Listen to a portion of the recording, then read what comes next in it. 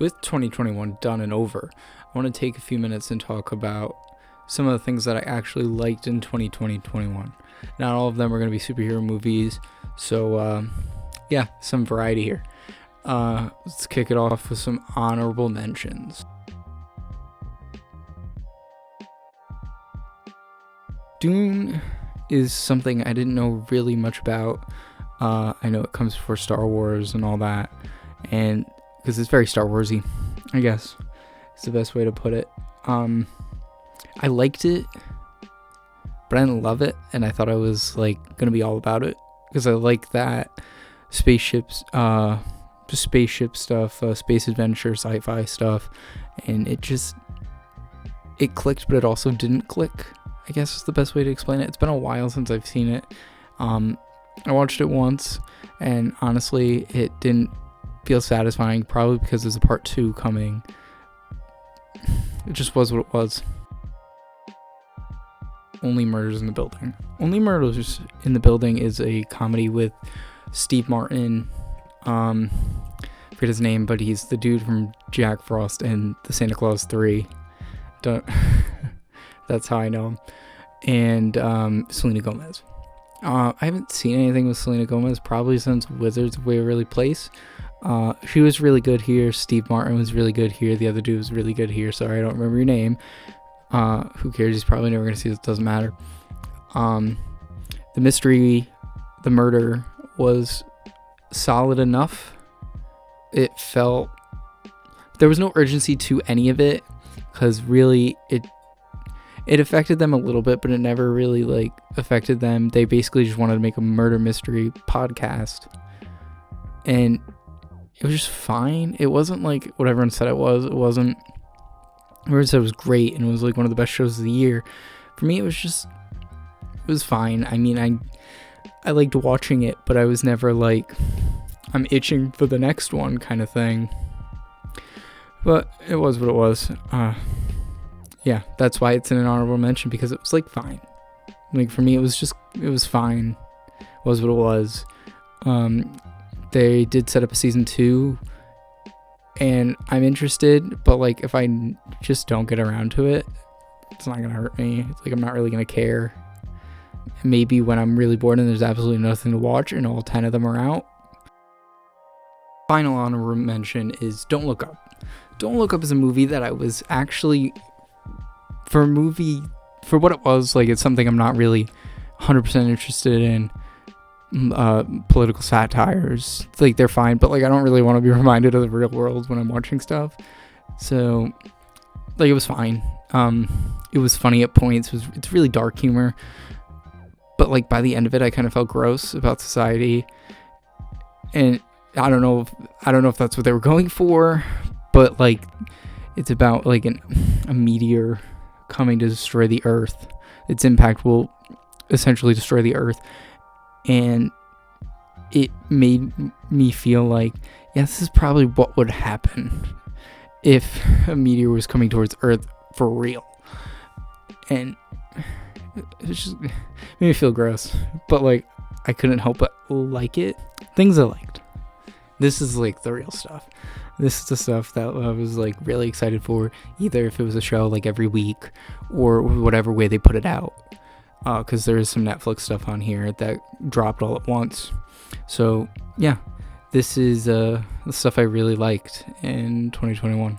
Mention that this isn't a top 10 list. There's more than 10 on here, but honorable mentions are more for things I just kind of liked, that like I'm still kind of iffy on, or the more I've thought about it, the more I'm just like on it. So yeah. Let's start it off with Invincible. Invincible is on Amazon Prime. It's based off the comic book of the same name. It has Steven Yeun, J.K. Simmons, and Seth Rogen. Seth Rogen actually executive produced it. It's really great. It's a really great adult animated superhero show. And it actually made me go read the book, but like I'm also kind of like maybe I shouldn't have read the book, because now I know everything that's going to happen. And sure, not everything happened the way it happens in the book, but it feels like the majority of like the main events are going to happen that way. But like, it was something I was looking forward to every week. When the last episode hit, it lived up to everything it was going to be. And the only reason I mention that is because there's another thing on this list that I did like. That's ending does not live up to the rest of the quality of that season. Season 3 took what I expected to be the season of it and did it in one episode, and then it was just off the rails.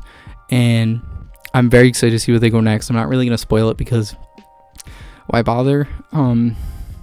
It was just something I really liked, and I think I got through that in like 2 days. And I don't binge stuff the way that I used to, but like, I was hooked the entire time. Yeah, I just can't wait to see what season 4 is. But the premise is starting to wear a little thin.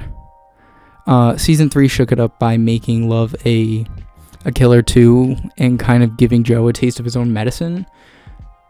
But now that whatever, it is what it is. Premise might wear thin in season 4, so we'll see. So next up, and no surprise, Superman and Lois. Actually, it was kind of surprised because it's on the CW, but I guess it's the first joint project with HBO Max.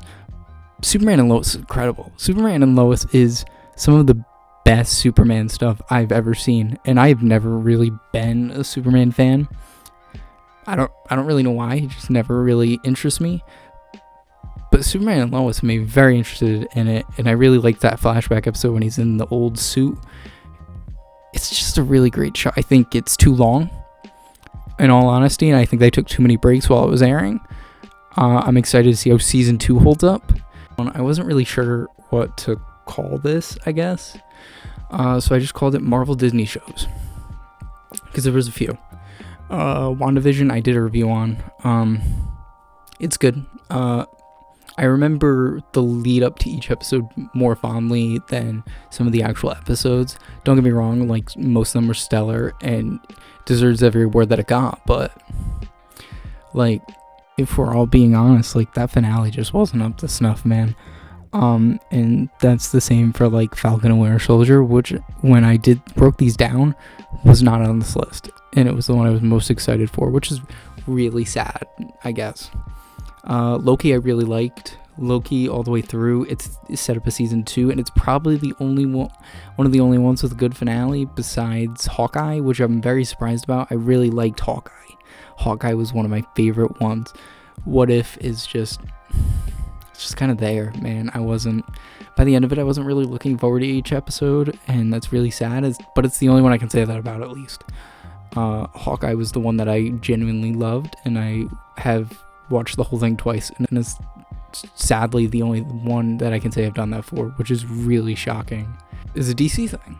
The Suicide Squad. The Suicide Squad is incredible, and it bombed at the box office, which it shouldn't have done.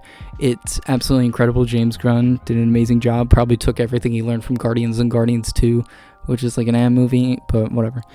And it's funny, it's gruesome, and it's a solid story, and I really liked it, and I hope he gets another one. I'm very excited for Peacemaker. John Cena's incredible. Idris Elba's incredible. That rivalry that they had was really well done. And the fake out at the beginning, it's hilarious. Heels on Stars. Heels is a wrestling professional wrestling show, amateur wrestling. I don't know. I'm not a wrestling person, but it stars Stephen Amell and the blonde dude from Vikings.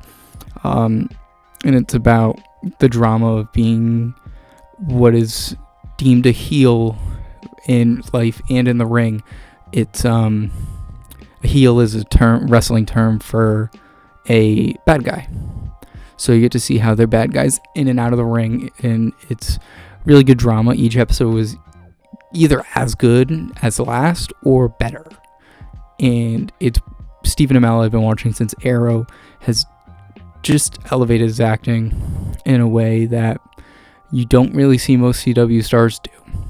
And I can't wait for season 2. I was very worried it wasn't gonna get one, but it did get one, and I'm very excited for it. So yeah, that's Heels. And in a shocking surprise, it was a real surprise, man. Bo Burnham's Inside. It is absolutely incredible. It is everything everyone ever said it was, and more. At first you watch it and you're like, what is this really gonna be? And it's really just, in essence, it's a bunch of songs and interludes, it's like comedy skits that are like really vulnerable, dark comedy skits. And man, and it captures the feeling of when we were all stuck and everything was shut down. It was incredible, man. It was incredible. I have nothing else to say, and I can't wait to see what comes out of that next, because I'll watch it, and I'm not normally into that kind of stuff, but Bo Burnham has a new fan, man. Next up is No Time to Die. Daniel Craig's last outing as James Bond. Really surprised me. I knew it was going to be good. I just didn't know how much I was going to like it. It's colorful. It's witty. It's Daniel Craig's best performance as Bond, and really closes the book on the Daniel Craig saga and made things I didn't like in the other films better in retrospect, but also sets up something entirely new that I don't have to watch if I don't really want to, because you take Casino Royale, to No Time to Die. That's one story, and I can be done with it, and that's great. Maybe I'll check it out. Maybe I won't. I don't have to. What can I say about cinema? You know, like, what can I say about Venom: Let There Be Carnage? It is so great in every way. It is so funny. It's gay in a way. Like, not to offend anybody, but like that Venom Eddie relationship is I liked it, and I like that they played that up more from the first movie. You can tell they're getting better with the movement. That final battle, you can actually see some of the stuff that's going on, unlike the first movie. Wish they had done more with Carnage. Wish they didn't kill him off. And I really don't like that post-credit scene.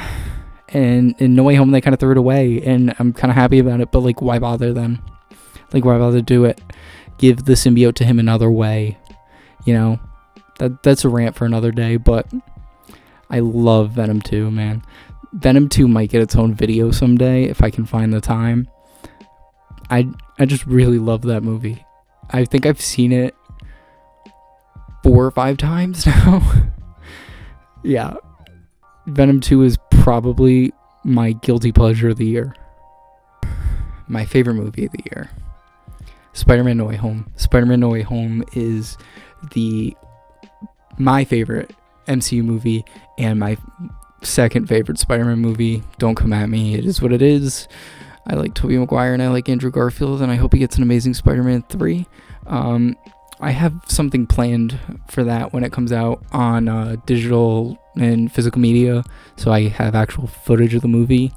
So, and when I have more time on my hands, I would like to cover that movie more in depth, and I've done a spoiler and non-spoiler review on it. So if you're really interested in that, you can go check that out, or just wait for the comprehensive one that I plan on doing probably in like May. Anyway, guys, I hope you guys enjoyed some different content on this channel with a little bit of my face actually in it. I plan to do more like this with a better setup eventually. I'm going to my final semester of school, so I'm kind of stressed out. So we'll see how I do. But I hope you guys enjoyed, and I'll see you guys next time.